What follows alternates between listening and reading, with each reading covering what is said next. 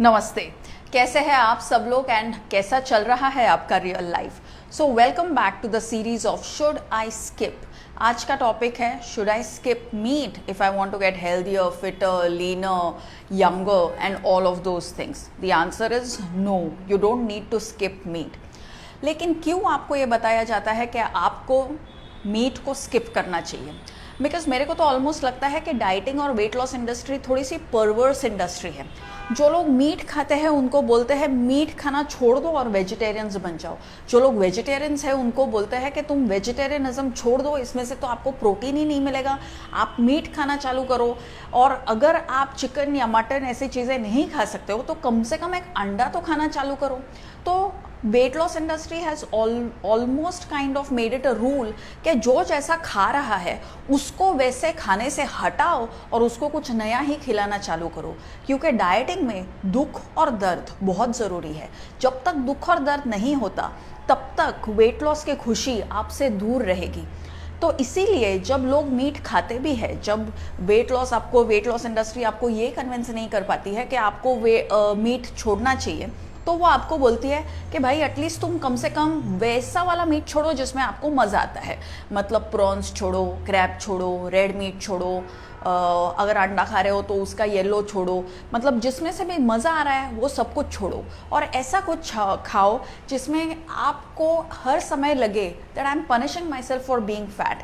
But again what is the reality? The reality is that any kind of meat, the way you cook it at home is good for you. ऐसा नहीं है कि red meat आपको avoid करना चाहिए क्योंकि उससे आपका कोलेस्ट्रॉल बढ़ेगा, या प्रॉन्स या क्रैब या अंडे का येलो खा के आपको हार्ट डिसीज़ होएगा, या आपके लिवर हेल्थ पे अटैक होएगा, या आपके किडनी में कोई भी प्रॉब्लम होएगा।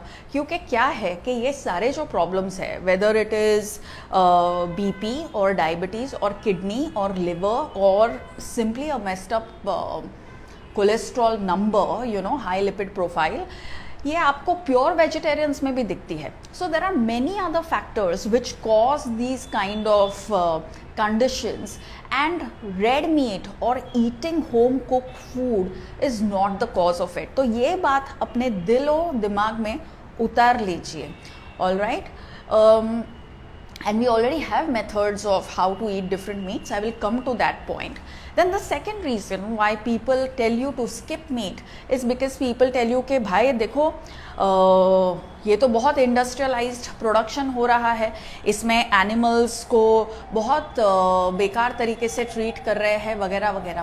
But what is the ground reality in India और एनी अदर डेवलपिंग नेशन? जैसे कल भी मैंने आपको बताया था ग्लोबल नॉर्थ, ग्लोबल साउथ, कि हम लोग के यहाँ पे animals have always been a part of our farming systems. We do raise animals in a very healthy and a sustainable manner.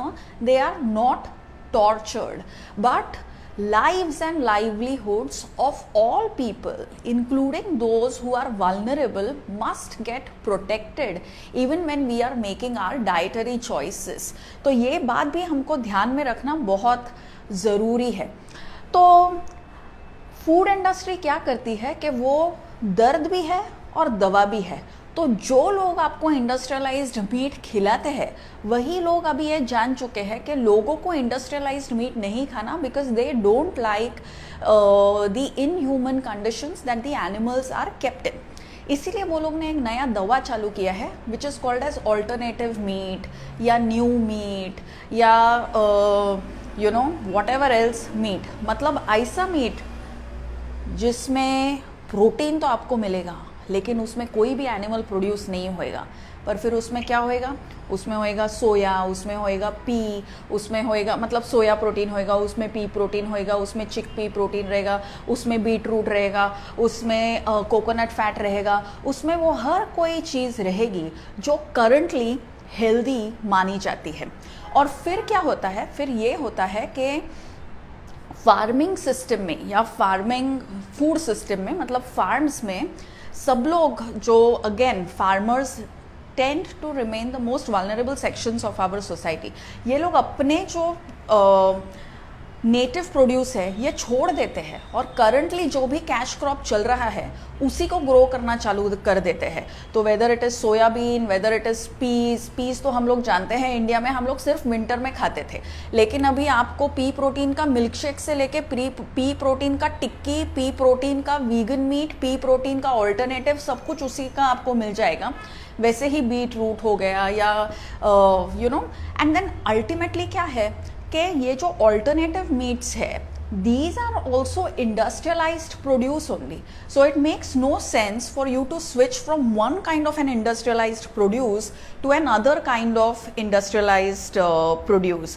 Manali में अगर आप कभी ट्रैवल करते हो तो आप ये देखोगे कि you know you should go around for a walk when you are in Manali, और अगर आप किसी भी लोकल से बात करो या लोकल आप फील्ड्स देखो तो अभी आप देखोगे कि हर कोई ब्रोकली ही बना रहा है, because that is the new cash crop.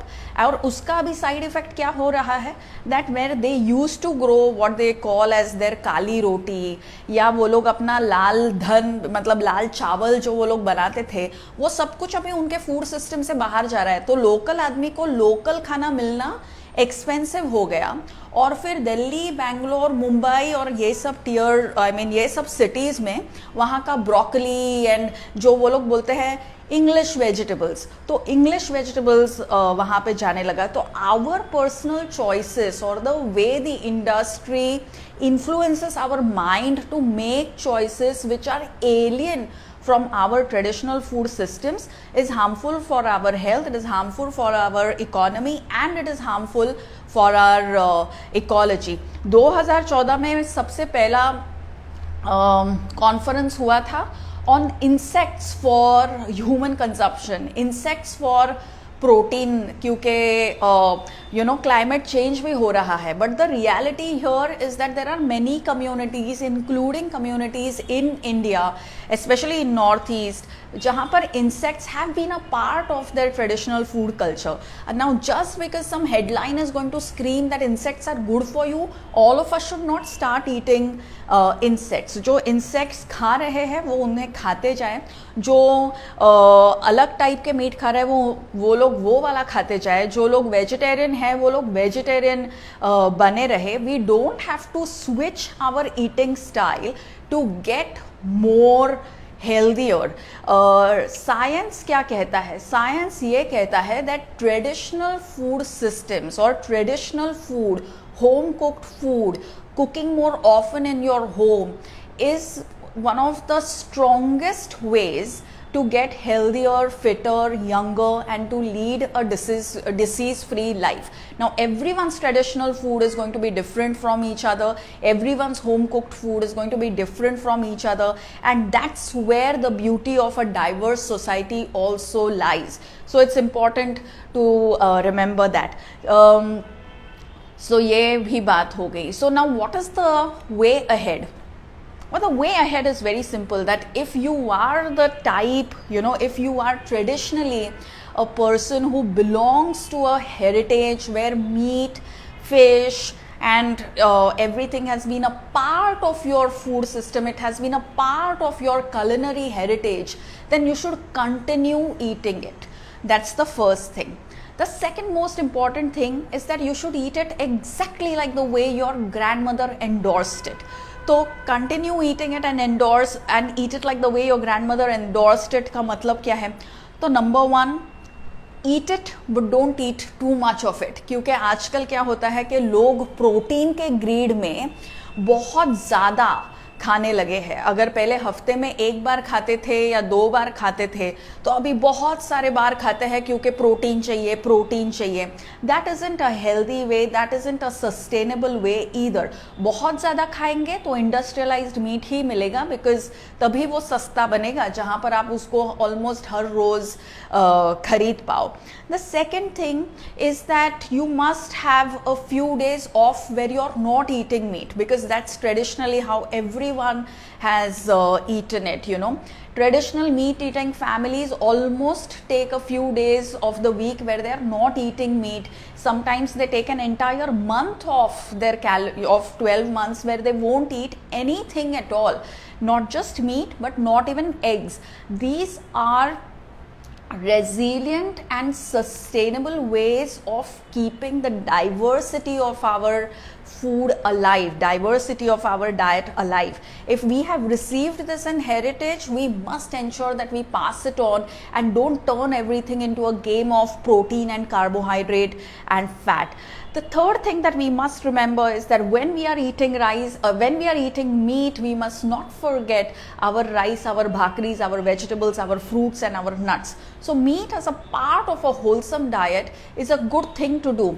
मैं बहुत साल पहले मैं हिमालय में एक विलेज में चल रही थी जिसका दरमा वैली उसका नाम है. वहाँ पर सब विलेजर्स ने मिलके एक एनिमल को काटा था और फिर पूरे विलेज ने उस एनिमल के अलग अलग पार्ट्स घर पर लेके गए, अलग अलग उसको पकाया और एक साथ मिलके खाया. वैसे ही कोकण में कुछ पार्ट्स में जहाँ अभी गणपति फेस्टिवल ख़त्म हुआ है, गौरी गणपति का फेस्टिवल ख़त्म होता है, जस्ट ख़त्म हुआ, तो गौरी जो है उसके लिए भी इन सम पार्ट्स ऑफ कोकण जो one of the celebratory meals is meat, and that is also meat where maybe one goat or is like offered to the goddess, and then the whole village shares that one parcel of meat. These are good systems that we've had. We need to continue with these systems. We have to learn to appreciate what these systems do for us. They help us come together, they help us share our food, they teach us sustainability, and they teach us that good health is in being together and sharing food together. And lastly, if you're a vegetarian, you don't need to switch to eating meat or make any kind of changes in your diet to get more protein. And if you're a non-vegetarian, like I said again, you don't need to skip your non-veg either. Just eat it in a way कि अगर आपकी दादी और नानी आपको आज देख रही हो तो उसको देख के आपके ऊपर गर्व हो कि यस वैसे ही खा रही है जैसे कि मैंने सिखाया है. Not feel like why she's gotten so greedy or oh my god why she's so scared that she's not eating it at all. That's all that it is. Remember that for adequate protein access to the body, all that we need is a wholesome diet, is home cooked food and keeping up with traditional food systems. Nothing more, nothing less. It's really simple and commonsensical. तो correct खाना मोहब्बत करने जैसा है. जितना complicate करो उतना complicated, जितना आसान रखो उतना आसान. So that's all from me today and thank you very much for watching. Bye bye.